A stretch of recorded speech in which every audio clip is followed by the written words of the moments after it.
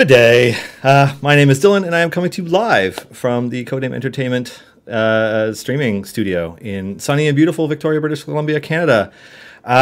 Before we begin, I'd like to give a huge thanks to Dungeons & Dragons for everything that they do, especially for allowing us to join you here each week on the official D&D Twitch. It is and will always be an honor to be here. I'd also like to give a huge shout out to Erica, my co-producer, and to my guest, Justin, who is already here. You don't have to wait a whole hour for him. Co-founder of Codename Entertainment and lead designer for Idle Champions. So, Justin, what's up? Well, apparently I need to choose a specialization for Ayla. Oh, definitely the Stormbreaker. Does it really matter which one you choose for Narak? For Narak, it does. It gives you different rotations on his attack. If you choose the one on the right, you get like a 5 key point attack and then a 1 key point attack or something like that. Or maybe it's 4 in 1, and it just bounces back between those. And if you choose the other one, you spike up in more key points from time to time, but sometimes you don't. Oh. We already have questions about feats. This is good. Oh, good. The first one wants to know what engine... I'm trying to get in here and try and get like... Oh, there we go. Oh, I can shuffle over. Okay. There we go. When I say streaming closet, I mean it, by the way. This really is a 10-foot by 10-foot room.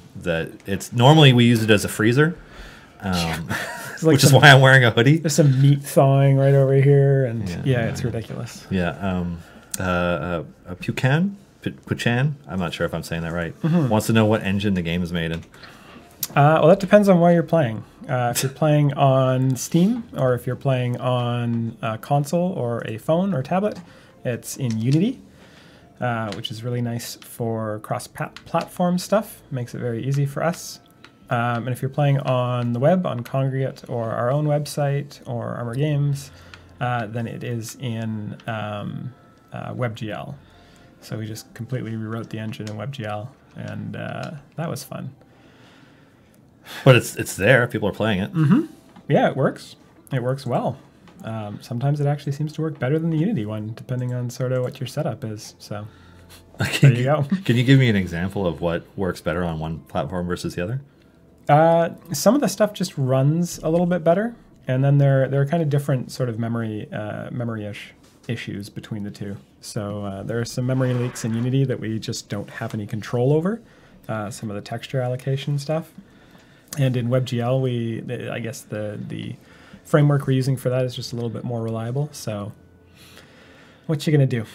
Alrighty, so a longer one. One of Shandy's feats is +1 charisma, bringing her from 14 to 15. As far as I can tell, there's nothing in the game that requires 15 charisma, but there's a variant that requires less than 15. This makes the feat lock Shandy out of that variant. She only has 1 free feat, so it might be impossible for people to swap it out, which is hilarious. What is the purpose of that feat? That's a great question. I believe for most of the feats that I put in that affected ability scores, there was a purpose to them. I went through all of the objectives, I went through all of the abilities we had, and sort of picked out the ones that looked like they would have an effect. It's possible I just messed that up, and I read Shandy's charisma wrong. But it's also possible that maybe I was looking forward to a variant that's not actually released yet. So it could be a little bit of any of those, really. So there were 269 feats added to the game, and we added those over the course of about a week, and then named them all, and then put in descriptions for them all. So it's possible, but by the time I got to the end, I was just like delirious from creating flavor text for 270 some odd feats, and just messed that one up. I was going to ask whether it was you or Chris who came up with the flavor text for it. That was all me, and then Chris did a run by and had some suggestions for a couple dozen of them. So if you guys aren't reading the flavor text for the feats, that really hurts, and I think you should go to your profile right now and just read all of the flavor text. Is there a way to read that on here? I never actually looked at it. Is there a way to read that on here? That's a great question. I don't... Yes. Yes, there is. So read that. Read that all. I'm digging the giving Bruner wisdom to get the Narak bonus. Yeah, there's a couple of feats. I'm using Narak right now. Open them up for bonuses. So weird. Isn't that weird? Yeah. It is weird. You got a nice little sort of monstrous formation going on there. You got some half-orc, you got some lizard folk, you got some gith. Yeah, just waiting for more monsters. All right. Yeah. We'll see what we So can anytime do. we want to throw more of them in, I'm in. Yeah. Alrighty. I was hoping for a multiple purchase option for gold chests with this update, since it's giving us a reason to buy lots of them. Any chance for that in the near future? Yeah, it's not on our timeline right now, but it's certainly something that we've discussed internally, and I mean, it will probably happen at some point in the future, but we just don't have it on the list right now. There's a lot of other things that we have on our list that are very pressing, that are coming up very soon. Cassius 335 would like to know if Feats is the way that Naeli can get her taunt back. I think for sure. I think there's a lot of kind of interesting things we can do with feats now that we've got the bones of it in the game. I think in either the dev blog or the news post or somewhere, I referenced that the feat system that we've added are sort of the bones of the feat system, and I think there's a lot of sort of interesting things we can add on to it. I'm thinking about just ways to like level up feats and ways to. I'm not promising anything. I'm just saying there's lots of cool things we can do with it, and adding in feats that give Naeli a taunt or say give Zorbu a favorite enemy back. Could be some things that we could do in the future. Zorbu favorite enemy, huh? All right, that's Who for you. knows? It's good. It's okay. It's not as bad as some of the promises you could have accidentally made. I did not promise anything. I would like to make that very clear. Alrighty. I really love feats, and I think it's a really cool idea. The only issue I found was simple. Wolfgar self-damage. Why? There were some cases where we needed to give champions more feats just so they had enough default feats. I missed Deacon and Shandy, so they'll probably be getting some more default feats in the near future. And those default feats may or may not be completely useless to them. So there are a couple of champions that got this kind of useless-ish default feats, just so there would be multiple ones. I want to skip because I saw this in chat. Our Green Paradox said, so the flavor text on feats, would those be footnotes? Yes. Yes. Awesome. I'm happy. All right. Yeah. All right. Jinjink, I'm really enjoying the new features you added to the game. Oh, it's going to be a foot pun day. Not seen this many feats since I visited a shoe shop. Okay. Alrighty, what do we got next? I'm enjoying this. Loving the streaming closet. Under journal loot, can there be a way to filter loot? Right now it's a little hard to use. I would love to be able to look back and say, wow, that's when I got my first feat. Yes and no. So we do want to make the journal a little bit better. I'm not really sure when we'll get around to that, but there's a lot of stuff that's kind of been left out of the journal as we've been going, like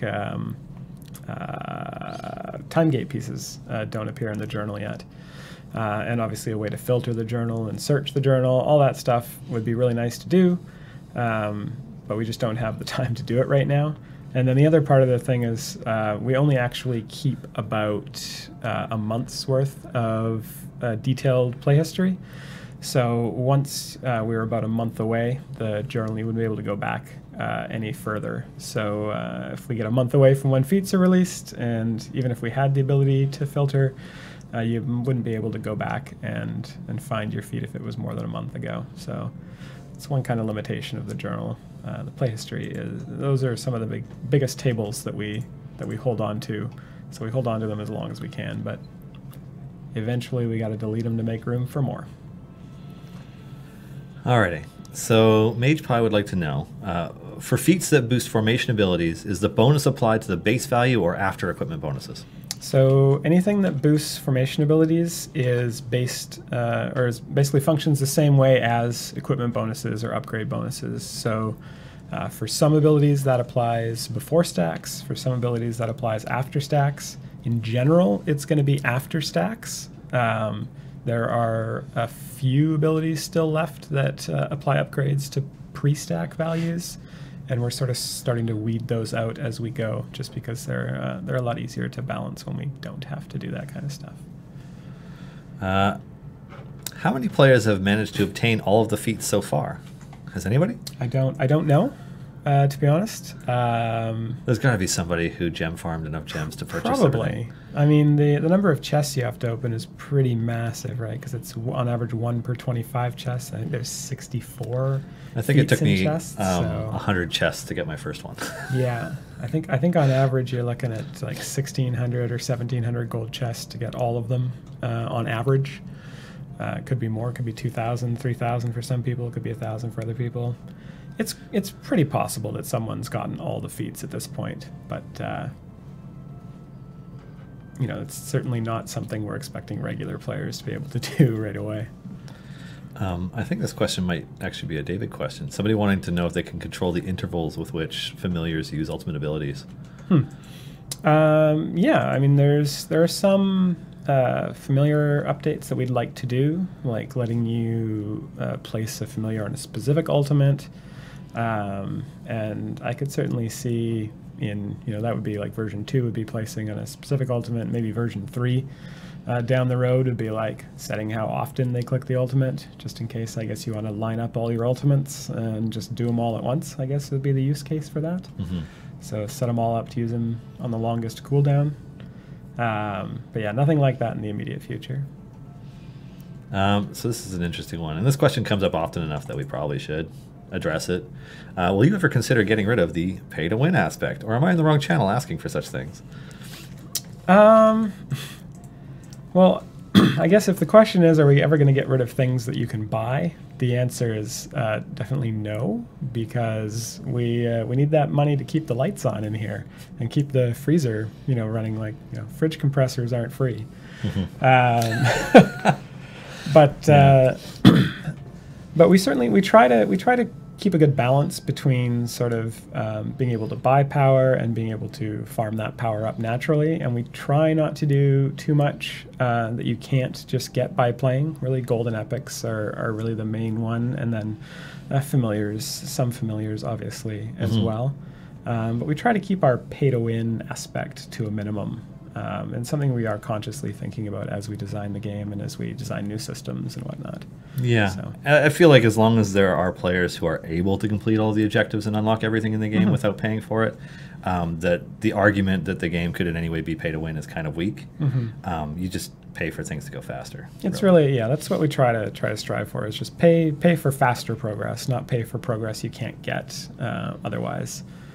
And of course, the game is designed to be take a very long time to play all the way through, because we want to keep it interesting for as long as we can. Mm-hmm. Alrighty.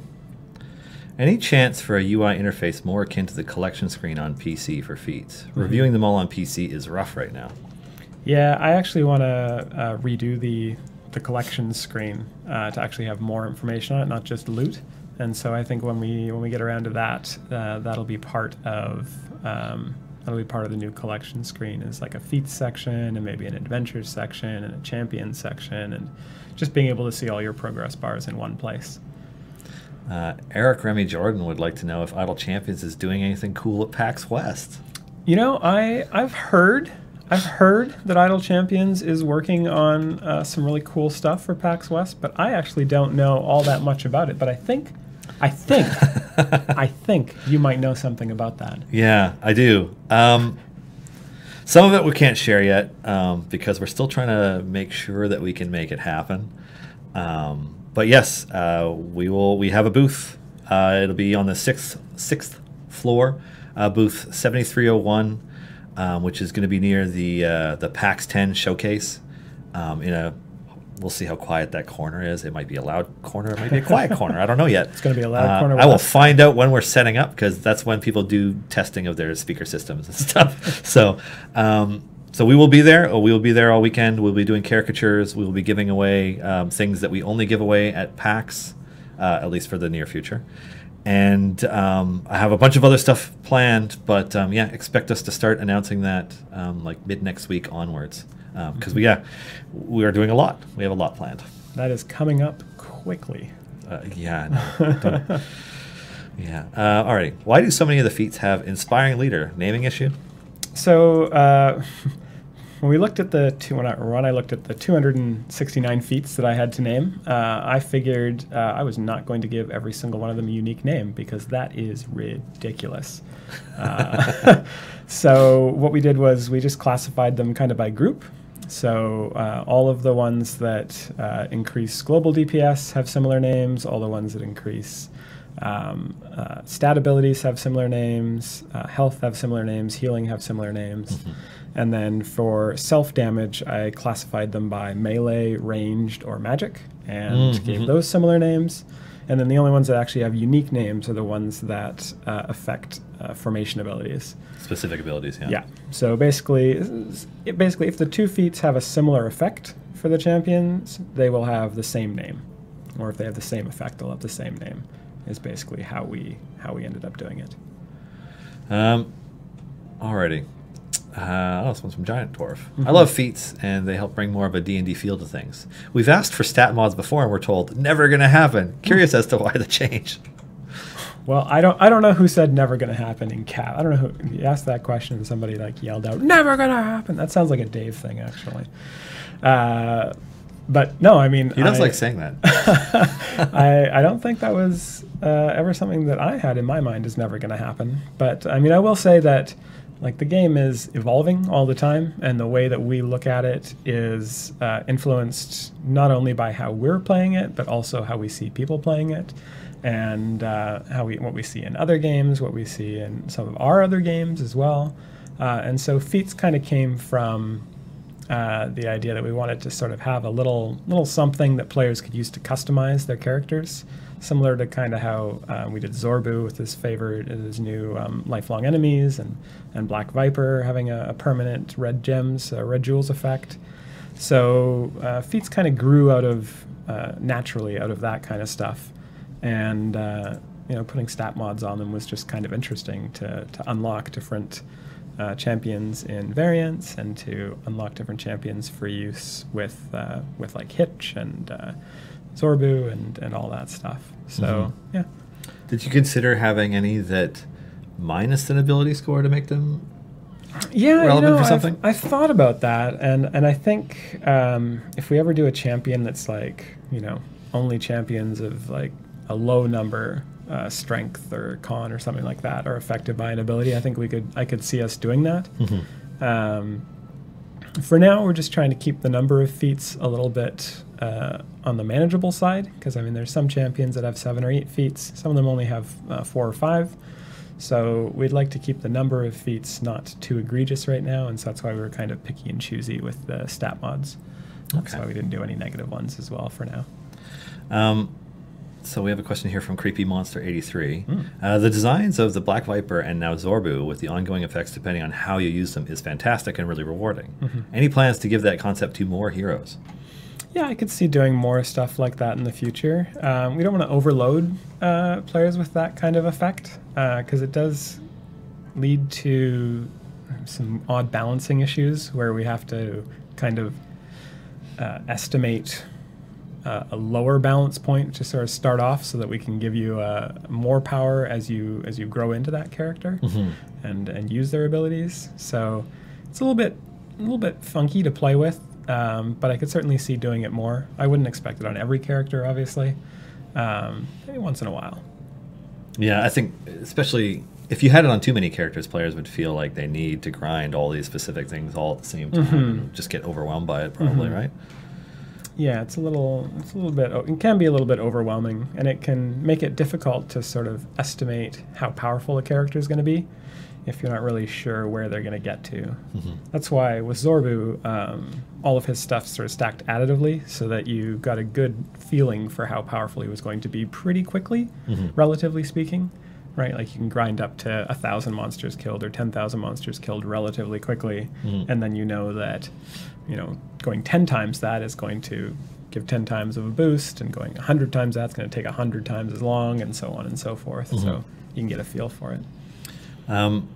So, Augur Banelore, I only wish the feats weren't so expensive. 12,500 is a hefty price to what appears to be a minor improvement, and I've yet to see one in a chest.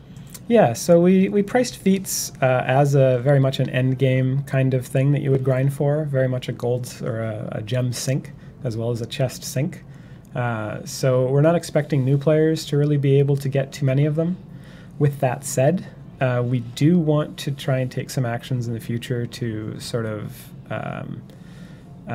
even out, average out sort of how many gems gem farmers, really hardcore gem farmers get versus how many gems sort of more casual players get. So we're thinking about ways to provide casual players with more gems that they don't have to just be resetting every 15 minutes for. Mm-hmm. So, yeah. Alrighty. Do you think we will maybe get some game-altering feats, like making it black and white? That way I can live out an old B-movie nostalgia with the non-human characters. It would be a creature feature.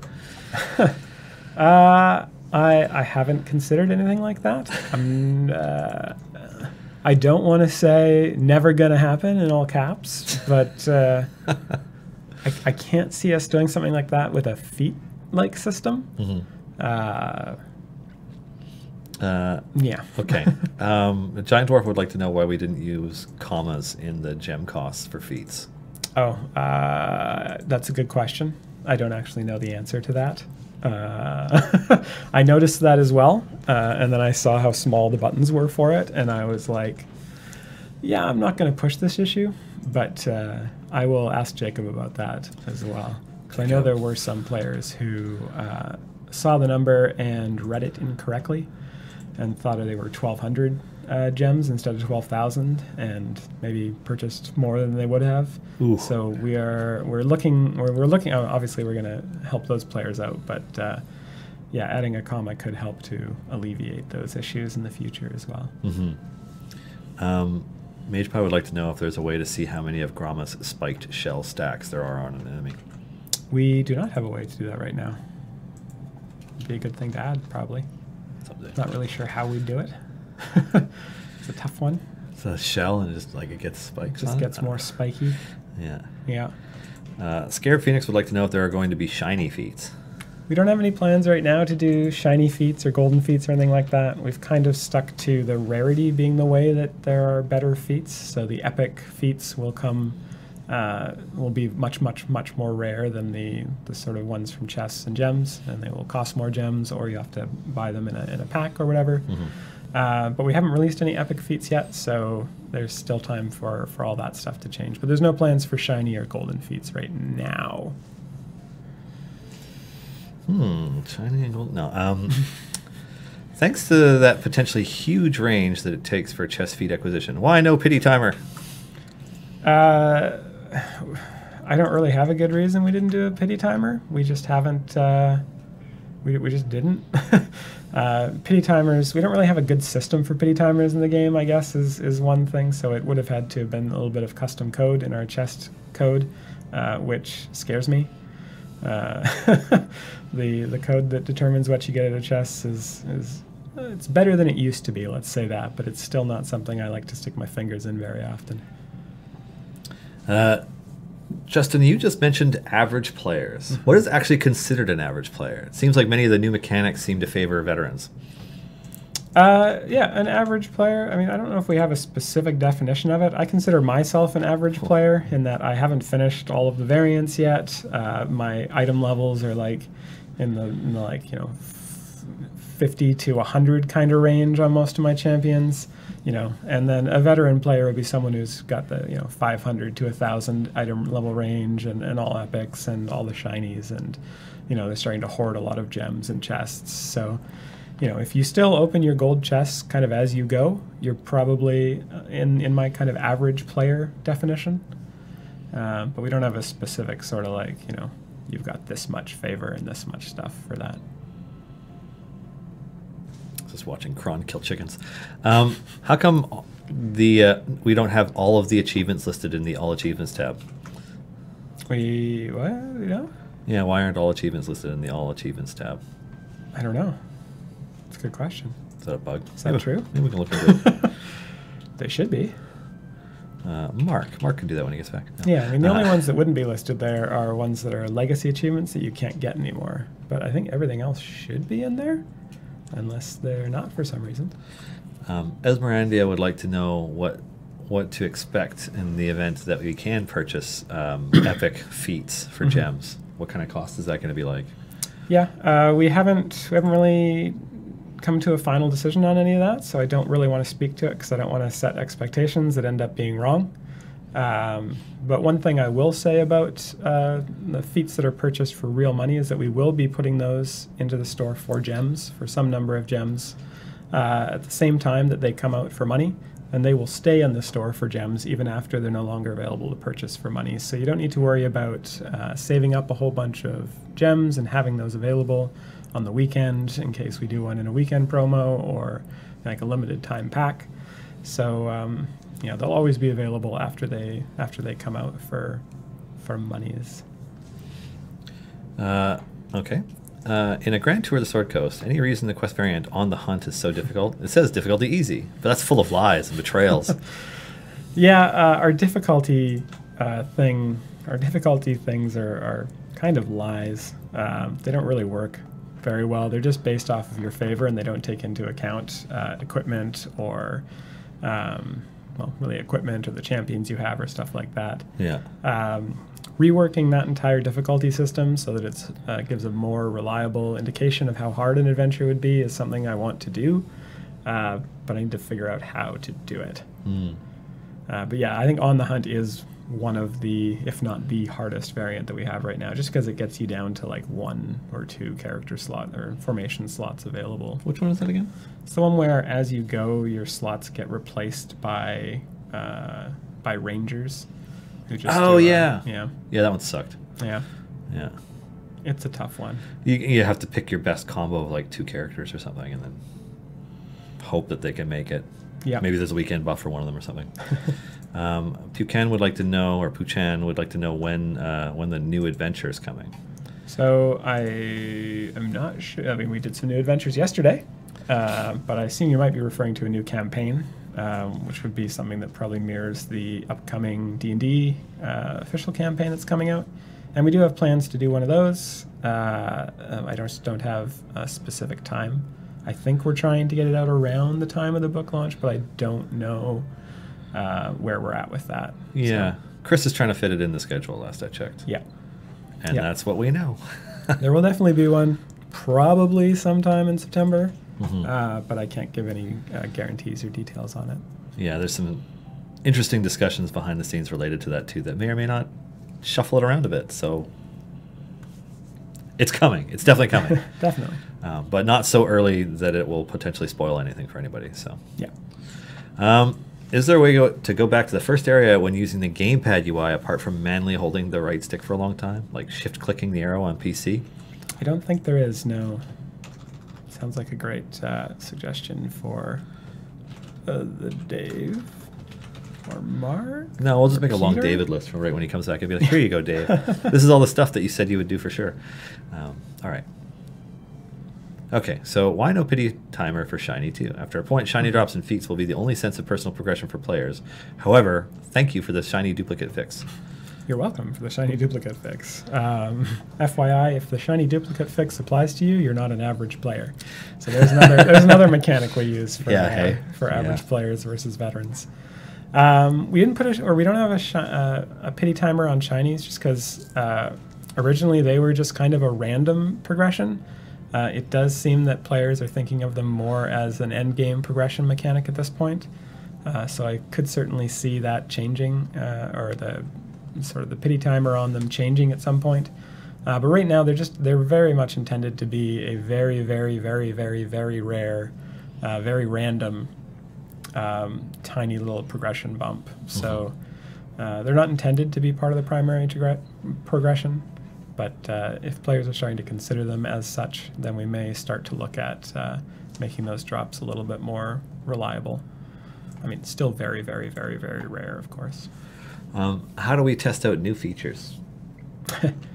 We have a dev environment where we have various accounts of various powers and with various champions and whatnot on them, and we just run through everything we can think of.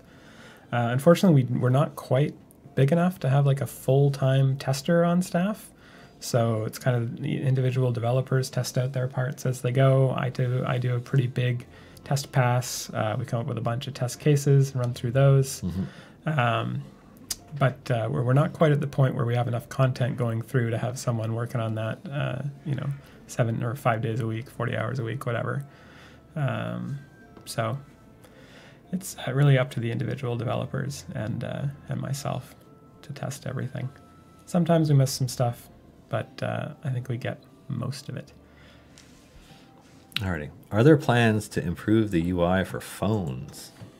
Yeah, I think there's a bunch of stuff. That's one of the things that David's looking at doing, just because there's a lot of different UI issues on the phones. Like, for example, phones seem to be coming out these days with cameras in the middle of the screen and notches all over the place, and a lot of curved screens now, cutting off those edge buttons. Beveled screens, and it's really kind of ridiculous. The phone developers need to grrr.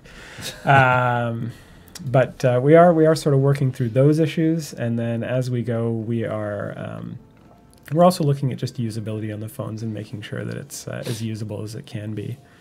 It is very hard to get all the information that we have in this game to work on the phone nicely, and it's a tough one for us, because if we really don't want to completely redo the UI for phones, but I think in order to really make meaningful improvements, we'd probably have to do a pretty big overhaul. So we kind of do what we can as we have time for it.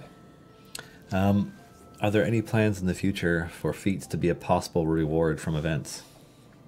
So I wasn't thinking events, but I think feats can certainly be rewards from tough variants. I think they can be rewards from other systems in the game that may or may not be coming soon-ish. So yeah, I think there's going to be other places to get feats in the future that aren't just chests or gems or real money purchases.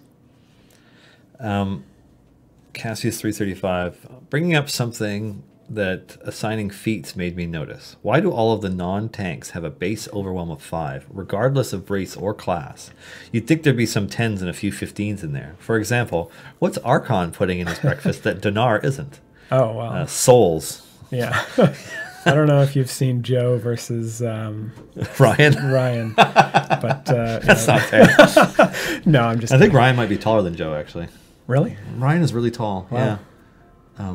Because Joe is quite tall. Anyway, so the overwhelm mechanic is really just a game mechanic.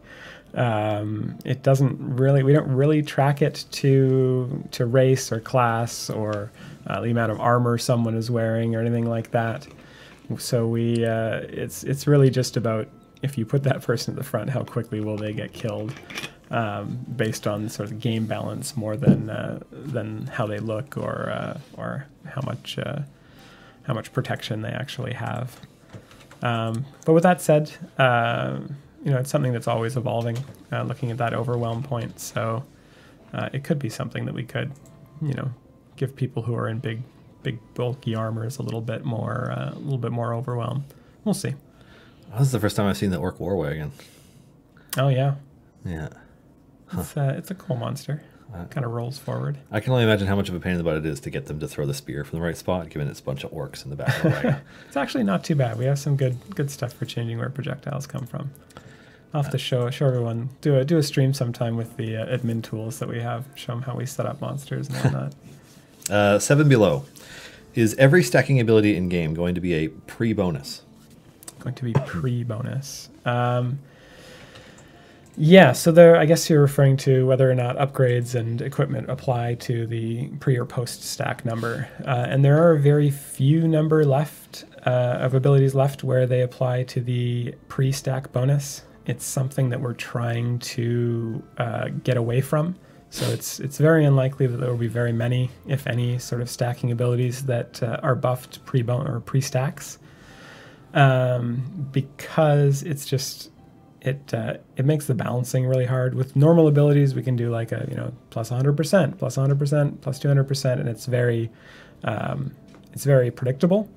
But if we do plus 100% for a pre-stack number, it can be very unpredictable based on how those stacks are created.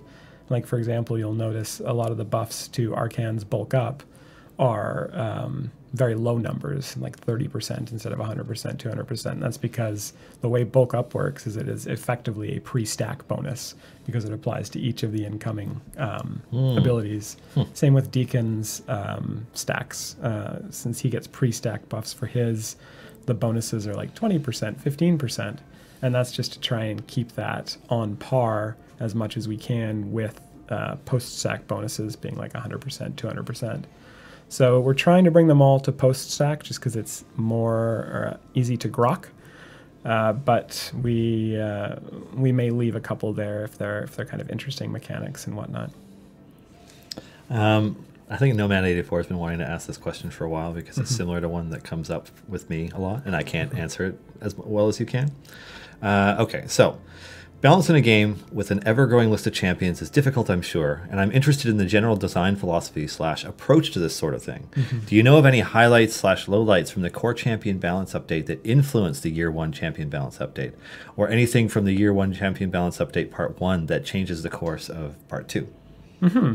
Yeah, I mean, it is a very interesting thing to try and rebalance the champions and keep them all sort of as fresh and interesting as possible. And I think the thing that I sort of try to do is, rather than really focusing on making sure that all the numbers sort of balance out exactly even, I try to spend a lot of time just trying to make each champion feel unique as much as possible, and try to make each champion have an interesting mechanic or something that makes a formation with that champion in it a little bit different compared to any other champion.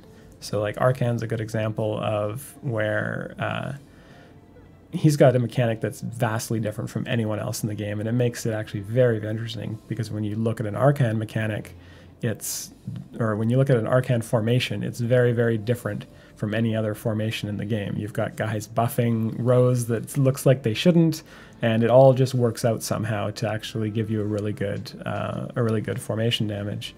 And so trying to do that is one of the things that we've tried to do a bit. I think Narak is kind of the dark horse of the Year 1 champion balance update with his Githzerai focus, which is actually this guy's idea. Sorry. So I did put in question marks. Is this broken? Question mark. I was like, yeah, it looks like it's probably broken, but if we don't buff it very much, it shouldn't be too bad. But that's another. It's good. It's another one of those things where that actually works out to be a pre-stack bonus kind of thing because it applies to up to 6 adjacent champions. It actually applies 6 times, and each of those times is multiplicative. So, having 100% on that versus having 150% on that, it's not a 50% bonus. It's actually a 50% bonus to the power of 6. So it's an example of how the pre-stack bonuses, pre-stack bonuses kind of are a little bit more game-breaking than post-stack bonuses. So yeah, I think Narak's an interesting one. I think I'd like to do more kind of stuff like that where there's abilities based off of ability score. Since we now have feats, so there's a little bit more ability to change the ability scores and change who they apply to and make interesting decisions that way. So I think Narak would be a good one to pull from for Year 2, for Part 2 of the Year 1 champion balance. But aside from that, I haven't actually put too much time into that yet because there's another major system coming first that hopefully we can start to talk about in the next couple of weeks. Just gonna not let you continue there. Hi guys, sorry, I am still new. Is there a max character level or does it just keep going? That's a great question. The characters do not technically have a max character level, but there is a level at which you stop getting upgrades for them. And since the upgrades are the things that really drive your DPS up, it's kind of considered a soft cap. So from time to time, we will do what's called a soft cap upgrade or update, where we increase, where we just basically add another 50 levels or 50 areas really worth of upgrades to champions, which increases that soft cap and lets everyone push a little bit further. But if you keep on, if you can get enough gold, you can just keep on leveling them up and up and up and up, and they'll do a little bit more damage. But really, it doesn't go up very fast without upgrades. Question: what good is Shandy's +1 wisdom when Narak's buff needs 14? And the Hag's stun is 1 adventure, and she doesn't get benefit from a 13, I think. Yeah, let's go back in the archive of this thing and just see how drunk on drunk on naming I was when I put in some of those. So there may very well be some feats that just don't have a lot of purpose yet, but we'll certainly, I think, given enough time, we will provide avenues for all of those feats to be useful one way or another. Shout out to you for that. Oh. All right, Killerothy. Any plans to uncap Black Viper's growth so you can go beyond 6,500 red gems? Maybe. I think the nice thing is, so Zorbu was basically a version 2 of a growth, a permanent growth mechanic, and I think it was done a lot better than Black Viper's with her red gems. So I could see maybe when we get to Black Viper's rebalance that we sort of fiddle with how that's done a little bit. But I'd be hesitant to do anything right now just because I think it is quite a grind to get Black Viper all the way up to 6,500 red gems, and adding more levels beyond that may just be a bridge too far. So I could see doing something with a year 2 balance update. I would be very, very careful, and right now I will say this to not diminish the fact, or diminish the effort that people have put into farming 6,500 red gems. So don't feel like I'm going to mess with that. But anything for any ability beyond that, I think we would probably try to switch over to something similar to Zorbu, where it's just a more natural progression and not such a big grind. Okay, Nomad84 has a follow-up. Another balance question. Are there any guiding principles or objectives when it comes to doing balance passes? For example, is there more of a feeling of make this champion competitive in the meta, or more about bring this underwhelming option in this slot up to par with the latest event champion in that same slot, or some other set of goals? Yeah, I think both of those things are things we think about.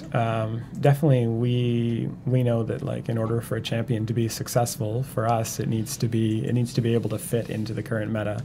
And so I've certainly seen times when we've missed the mark on that, and we've done a bad job of fitting someone into the meta, and that certainly makes us think about that more for the next few champions until we forget it again and mess one up. It's not so much so of the second one of bringing underwhelming slots up to par kind of thing anymore, just because I think we've done a fairly good job of having interesting champions in each slot at this point.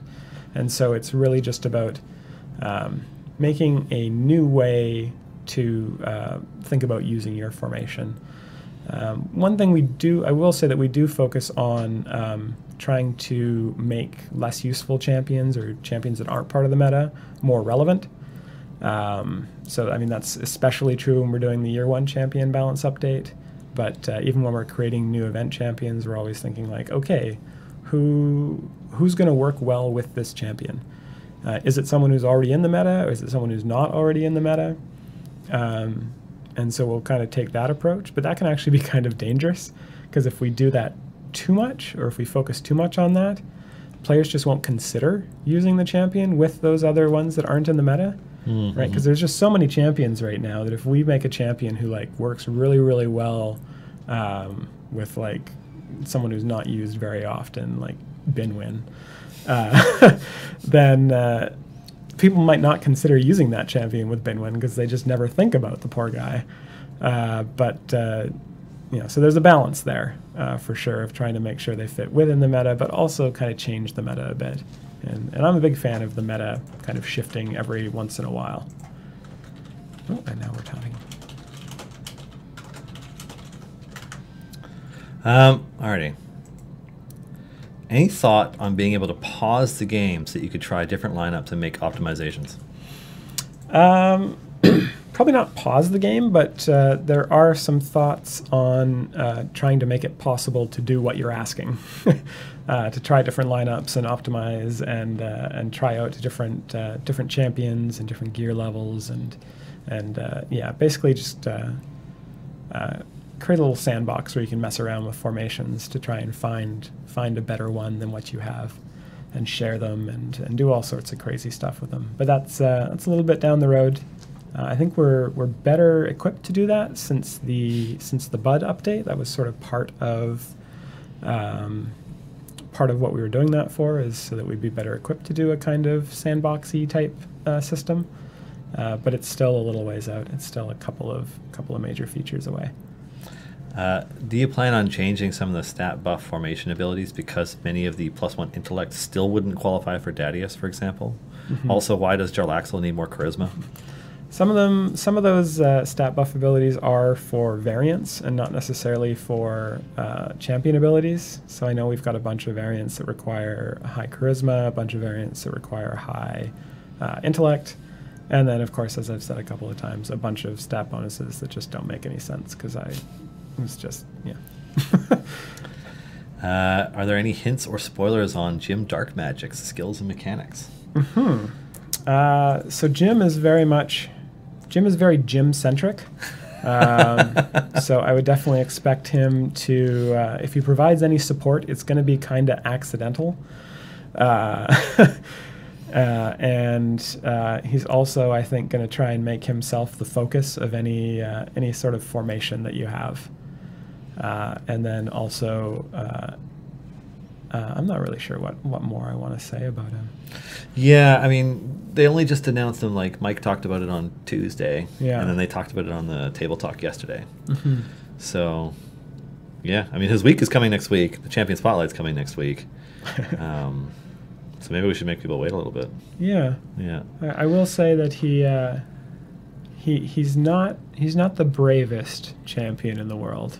I wouldn't expect him to stick around and fight too hard if you come under attack. Or maybe he will. We'll see.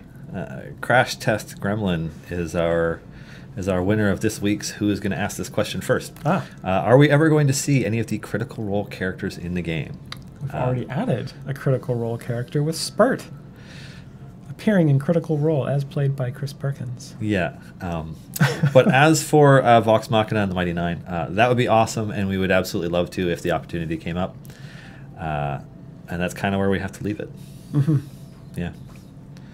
A Giant Dwarf would also like to know, why is there an Overwhelm buff for Bruder? Why not? I assume it was because he's the first character you get, so his chances of getting overwhelmed for an early player might be higher. Sure. Yeah, let's go with that. Yeah. Of course, what level is it that you unlock feats on for him? Nope. Don't poke holes in your own your own guesses. Yeah. No, I mean, I think one of the reasons I sort of did that was just in case we ever do a formation that's got a whole bunch of frontline and you happen to have your DPS who is a tank on the front line, kind of similar to how Barrowin gets some additional overwhelm just naturally. If you want to have a bunch of guys on the front line, healing on the front line, buffing on the front line, Brunor might be one of those champions. Alrighty, so this is an interesting question. Mm-hmm. Hellish Dream, given that we know Archon is part of the new campaign, can we expect him to get some dialogue and lore? That's a great question. I think that's up to Chris. That'd be very interesting, I think, to see some more Archon-focused stuff.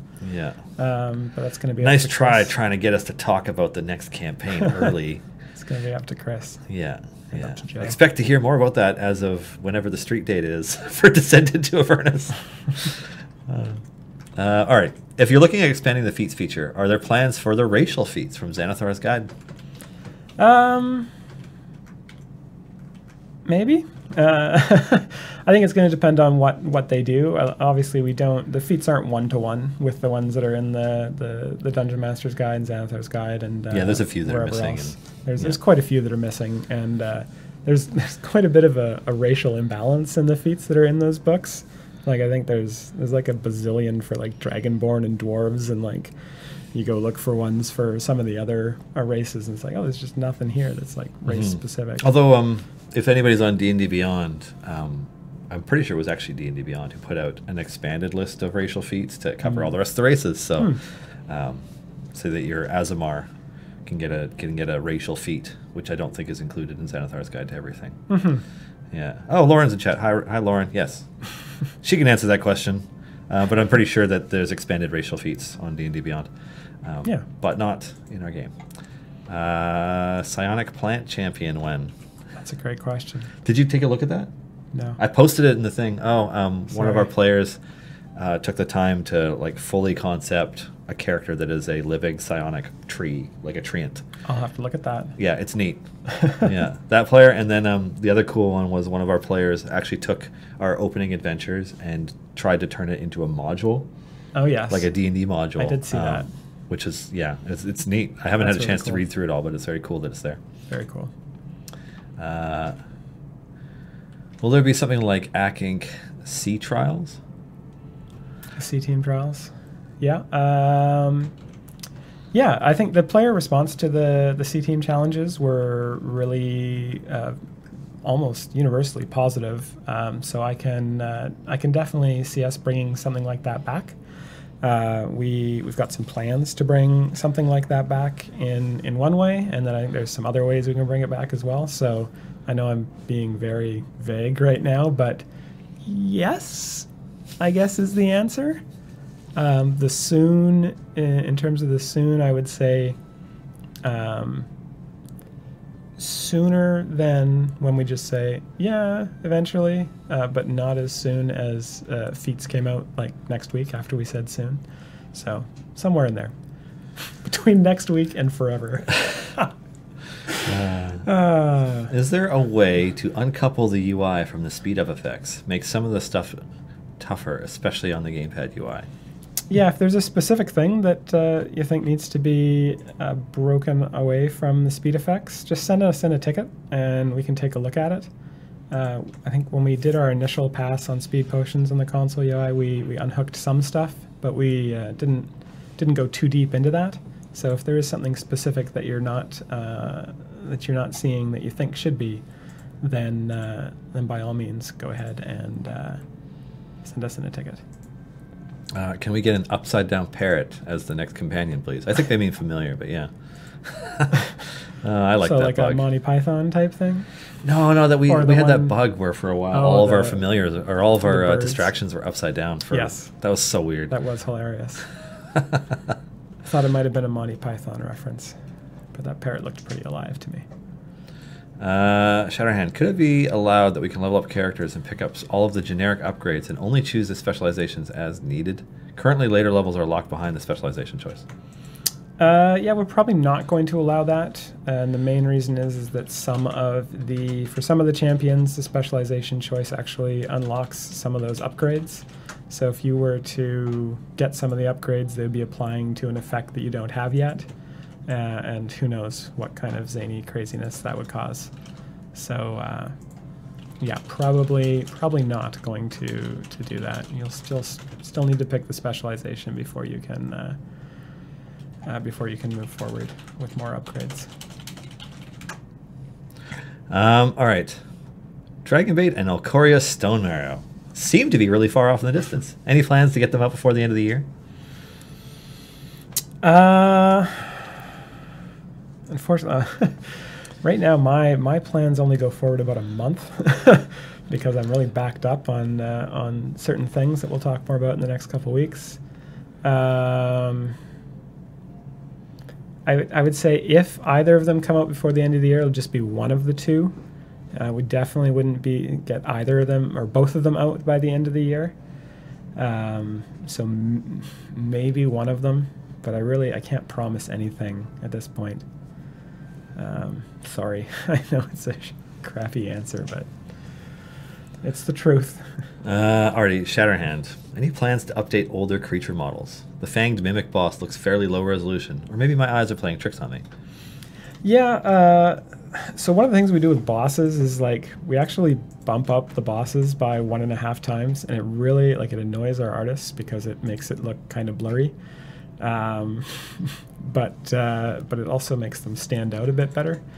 So we can take a look at the Mimic boss and just make sure we're not bumping it up by 2 times or something like that. But for the most part, all the enemies and creatures are drawn at a similar resolution. It's just the bosses that are bumped up by 50%.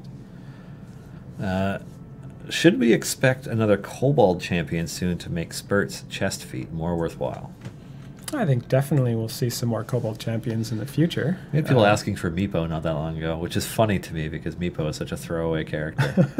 Oh, like Spurt's not. Yeah, I could see doing more Kobolds in the future. I wouldn't say soon. I'm looking at the event champions, at least, that are coming out in the next little while. I don't think there's a Kobold in there. No. I mean, who plays a Kobold on a show? Nobody. The most famous Kobold is Deacon Scalesinger. Yeah. And Deacon's already there. Well, in Spurt, of course. Yeah, I mean, we'll have to maybe come up with a C&E original. Yeah. But we'll see. All right. All right, I don't need to answer that question. I already answered that in chat. Is there a plan to rebalance slots? Slots 7 and 8 make me sad. If you mean rebalance, like just rebalance all the champions in them at once, no, we're probably not going to do slot-specific rebalances, at least not at this point. But as we come across champions that make people sad in our yearly champion rebalances, or like when we did the Core 12, we will go and try and make those less sad. I think there's some good champions in 7 and 8. Like Minx is in 7. Minx, Catti-Brie is now really good in 8. Frida's a really awesome champion. Black Viper's fun to use. Yeah, Walnut. I think there's some good options in 7 and 8. I think the problem is there's too many good options in those two slots. Well, we went from one to the other then. Yeah. It used to be those were kind of the last slots you would fill from. Yeah. Alrighty. I was really hoping that one of the new feats would be a classic D&D flying. With no stat increase, the character just hovers. Just a purely cosmetic feat. Like, I think a lot of people would use purely cosmetic feats if they did something fun like that. Yeah, maybe. We can certainly see in the future. I think we're trying to save purely cosmetic stuff for skins, really. But I could see, maybe. So it's more likely than the make your whole screen black and white feat idea. So I will say that. When will we be able to replay variants? That's a great question. That is something that I would love to talk about, but I cannot yet talk about. But stay tuned for more information on that in the next couple of weeks. Maybe someone will go through this whole thing and tag all the places where I say next few weeks kind of thing, and then start to maybe catch on to the fact that there's something coming in the next few weeks. Aces High 76. Is there any plan to change Delina to allow more formation buffs on her? It's very hard to make her viable as a DPS with her need to be back row. I think there's... I think as we go, we sort of open up more and more formation options. As we add more support that buff in different ways, I think it'll make problems like that less severe. Certainly, we're trying to... a lot of our buffers just buff adjacent, but we're trying to have options outside of just adjacent as well. So, for example, if you have Delina at the back, you can have like Walnut on her buff top and bottom spec, and then you get a 50% boost instead of 100. But it's still good enough that it can hit Delina. So I think that's kind of what we're trying to do is fix those problems with new champions, and not so much by trying to change the initial champions themselves. That is a lot of Abyssal chickens. I'm only at 109 or 108. I gotta get to 300 with this one. It's gonna be like, what, like, how many chickens is it gonna be? Like 35 or something? 30? It's gonna be many, many chickens. Yeah. I think it's 1 for every 10 levels, starting out at 1, so 29 chickens. I like that. This is exactly the same as the one we did for, I think, High Harvest Tide 2. I think we did this mechanic with the flaming skeletons. It might have been a different adventure. I think one of the events we did one just like that. So I think my favorite one so far is actually the Modrons splitting down into their lower form. That was pretty because cool. The big one comes up and it's like, and they just all of a sudden you're just overwhelmed by like 50 of them on screen or something. It's ridiculous. It was so funny. Yeah. Will base DPS get a second pass? Base ultimate damage is awesome, but base doesn't seem to function well enough to really gauge formation strength. Yeah, base is a tough one. So I mean, we can't. there's going to be a limit at how accurate we can get it because of our self-imposed restriction that we don't want it to fluctuate without any player action. So, when you've got a champion that has stacks that can do up to like 10,000 times boost based on whether they have max stacks or no stacks, it's hard to balance base DPS to take both of those positions into consideration, especially if it's something like Walnut that like stacks up over time, like Documancer. Like, where do we put the balance point for that when we're designing it for base DPS? Do we put it at max stacks? Do we put it at no stacks? Do we put it at middle stacks? And considering it resets every area, it's just really hard to gauge how powerful that ability should be in terms of base DPS. So, and every single champion has, or many champions have abilities that are like that. So it's tough to balance that. It is something we will continue to tweak as we go. I made some changes to Walnut last week or the week before in terms of her base DPS multipliers. But it's the idea of base DPS is that it should be a decent comparison point. At least you should know whether you're kind of going up or down when you're fiddling around with the formation. But it's going to be hard to ever get that exactly right. Chuckle style feature request: note field and/or screenshot and timestamp for formation saves. So many event forms that I lost track of what I save when the meta evolves. Yeah, I think we want to doing something with the formation saves to make that a little bit more useful is something we want to do. It's on the same list as things like that sandbox mode and stuff like that. So it's on the list. It's fairly high on the list, but it's not the very next thing we're working on. Are there any more Tiefling champions planned? Is there a Tiefling coming up in a couple, or is that something else? There is not one in the next couple events. Okay. However, there is at least one on the planned list of characters where it's going to be. So yes, there are more Tiefling plans. Yes, Tieflings planned. Yes. When? That's Chris's issue is when. Sorry if this has been asked, but any releasable details, spoilers for the year 2 anniversary? Yeah, I mean, I can say, I guess. Oh, we're almost near the end here. I can say that there's going to be a part of it that is similar to last year's, where you can sort of log in every day and get some stuff. And I believe there's a skin reward if you log in a certain number of days. Ooh. And there may or may not be a feat reward if you log in a certain number of days. Cool. Yeah. So stay tuned. I think we'll be talking more about that in the coming weeks as well. Are there going to be any new gem obtainable familiars this month? And will we ever get more than 12 familiar slots? 12 familiar slots. There are more than 12 familiar slots. There are so many more than 12. I think we have 11 right now. One for each champion. Then player attack, that's 13. Then you can put 4 on ultimates. That's 15. No, I think what they mean is if you go into the familiars menu, especially on the it's more evident in the mouse and keyboard UI, but there's only 12 spots. Oh, well, that just expands to the number of familiars that we have. So like you've got 13 right here. I believe that should expand with more familiars, but maybe Dave didn't make it do that. I think it does. Yeah. I can't remember. Part of the revamp of familiars when we add more places to put them will be to clean up that UI a bit. It was a little bit. It could use a little bit of love. Let's say that. All right.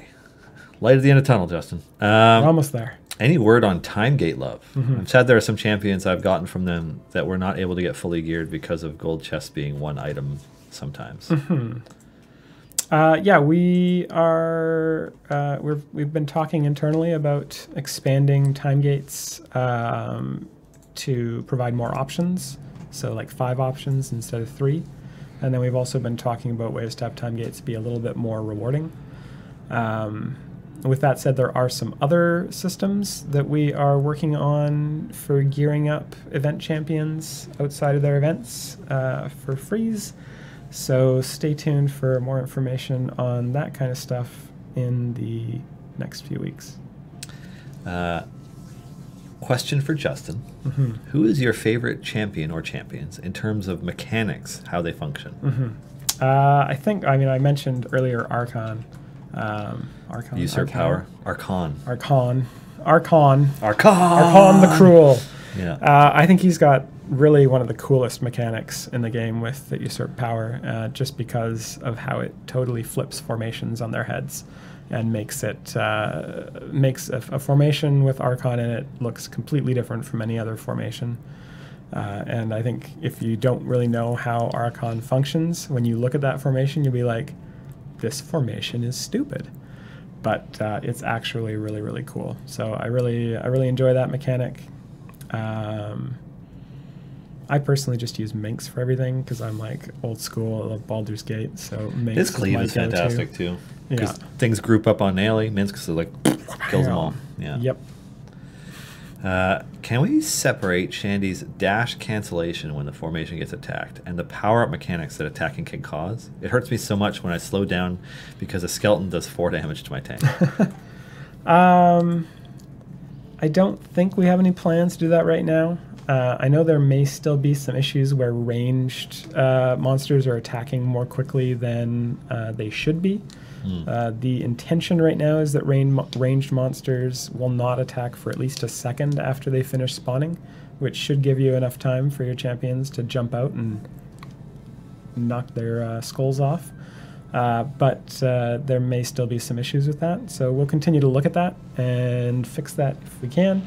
But aside from that, we aren't planning to change it so that dash doesn't cancel when the formation comes under attack.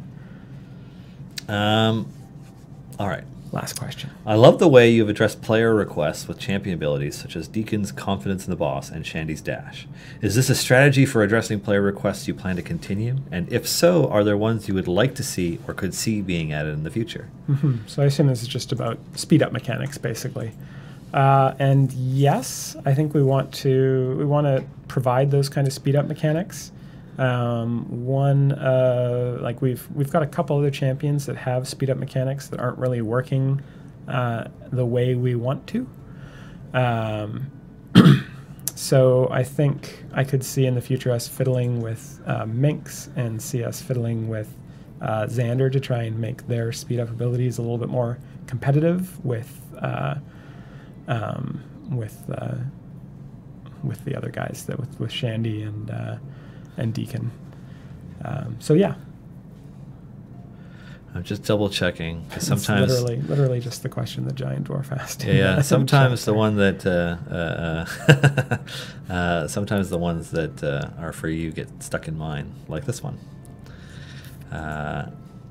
So let's see. They're asking about overwhelm point being put on, or explaining what overwhelm point is. Yeah, so first we complain that there's not enough information about rolls and overwhelm.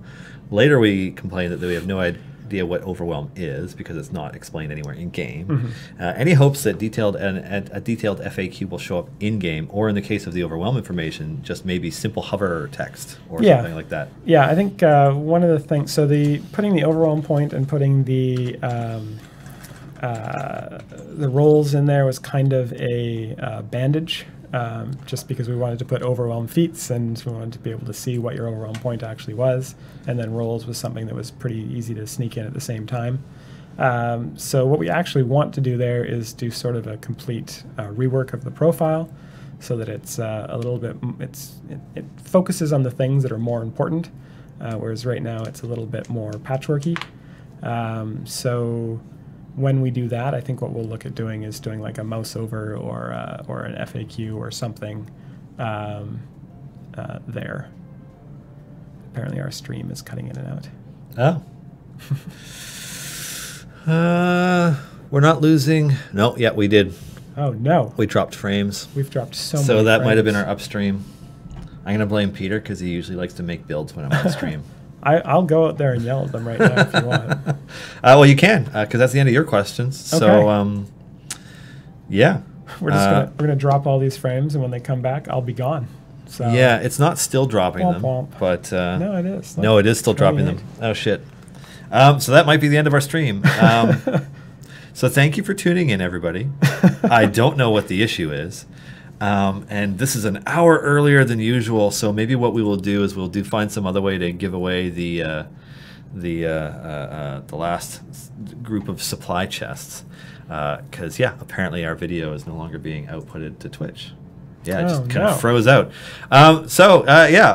This has been our show for Thursday, August 8th, 2019. Thank you all for joining, for participating in the Idle Champions and the D&D communities. You guys are awesome.